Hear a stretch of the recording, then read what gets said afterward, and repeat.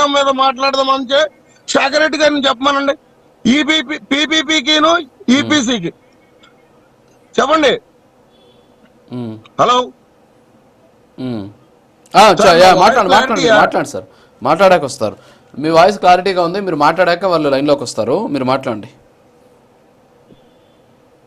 అయితే ఎందుకంటే వీళ్ళ హయాంలో మీరు గుర్తుందో లేదో, మీది తిరుపతి కదా, తిరుపతిలో ఎయిర్పోర్ట్ కి నీళ్లు ఇవ్వలేదని చెప్పేసి ఎయిర్పోర్ట్ కి నీళ్లు ఆఫ్ చేసిన సంస్కృతి వీళ్ళది. మీకు గుర్తుందా సార్ ఆ విషయం?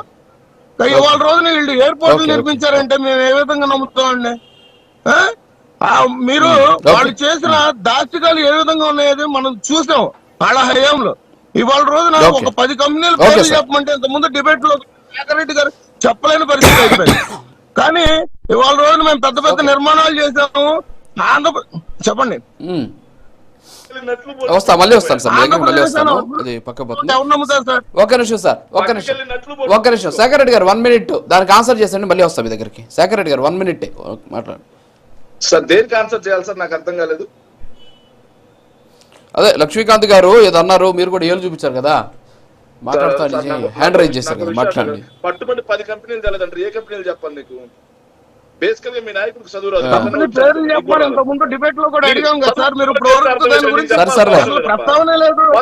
పేరైన వాళ్ళకి నేనేం చెప్పండు? అదే పెద్దిరెడ్డి రవికిరణ్ అడగమని చెప్తా సమాధానం. అదే మాట జనసేన వాళ్ళని చెప్పి మా స్థాయి ఎందుకు తగ్గించుకుంటాం మేము అసలు? ఇంకో విషయం, గ్రీన్ ఫోల్డ్ కి ఈపీసీ అన్నారు సార్.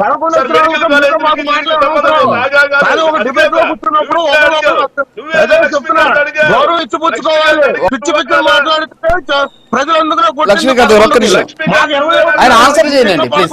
లక్ష్మీకాంత్ గారు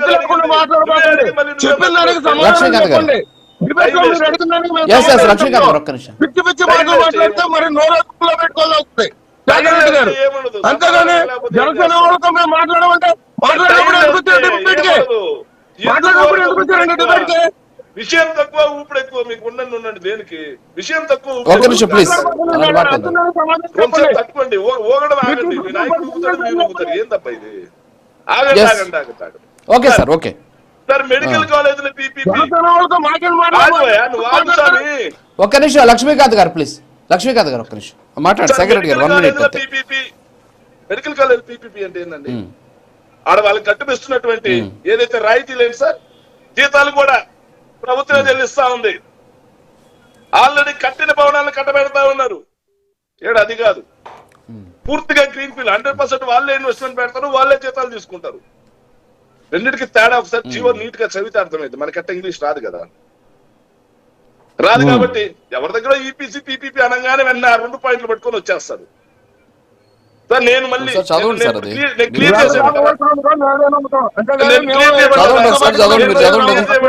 లక్ష్మీకాంత్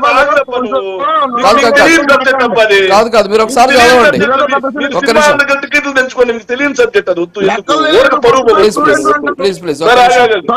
లక్ష్మీకాంత్ ఆగు సార్, ఇది డిబేట్ లో లేదు. ఇది ఒక్క నిమిషం చెయ్యదు. మళ్ళీ మాట్లాడమని చెప్పండి చెప్పండి. ఎందుకే మనం చదువుకోమని నేను ఒక్క నిమిషం చెప్పండి సార్. వాళ్ళు 2016 నుంచి 19 మధ్యలో మేము 1500 ఎకరాలు చేసాం అది ఇది అంటున్నారు కదా. దానికి ఎంత ఖర్చు పెట్టారు? నేను అడుగుతున్నా, ఎంత ఖర్చు పెట్టారు? గాలి మాటలు, గాలి అబద్ధాలు, గాలి పంచాయతీ తప్పిస్తే సింహాచలంలో ఇట్లా తోస్తే కూలిపోయే గోడ కట్టని చేతగాని వాళ్ళు సరిగా గోడ కట్టని చేత కదా ఎయిర్పోర్ట్ కట్టించేశారంట. నేను వెరీ క్లియర్ గా చెప్తా ఉన్నాను సార్. 2750 ఎకరాలు 900 కోట్లు ఖర్చు పెట్టామని చెబుతా ఉన్నా వెరీ క్లియర్ గా. ఆ ప్రభుత్వం దిగిపోయే టయానికి యాజ్ పర్ ఏదైతే జిఎంఆర్ వాళ్ళు ఇచ్చిన లెక్క ప్రకారం ఎర్త్ వర్క్ 99.58% పూర్తయిపోయింది. రన్వే 78.07% పూర్తయిపోయింది. టాక్సీ బే 55.10% పూర్తయిపోయింది. పీటీబీ 46.11% పూర్తయిపోయింది.